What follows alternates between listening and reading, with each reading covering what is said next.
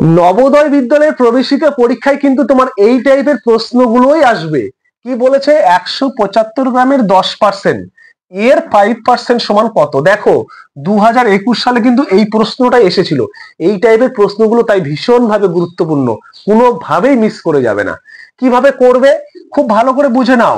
গ্রামের বলেছে, দেখো এর মানে কি? বদমাস নিয়ম অনুসারে এর মানে গুণ, তাহলে তুমি সেটাই করবে। এখানেও 175 লিখে নেবে। গ্রামে এর বলেছে এর মানে গুণ, তাই গুণ দিলাম। 10% বলেছে, আমি পার্সেন্টটাকে তুলে দিব, তাহলে 100 দিয়ে কি করব? ভাগ করব।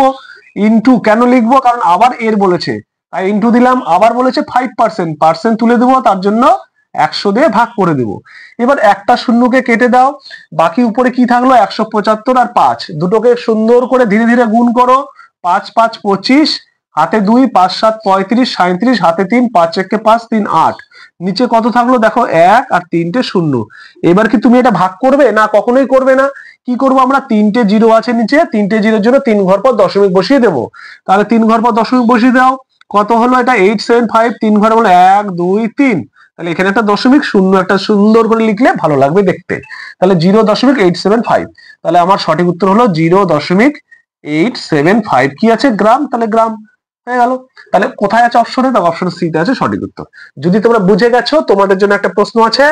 এই প্রশ্নটার সঠিক উত্তর কি হবে প্রত্যেকে কিন্তু কমেন্ট করে জানাবে। ভালো লাগলে একটা লাইক করে দেবে। সকলকে ধন্যবাদ।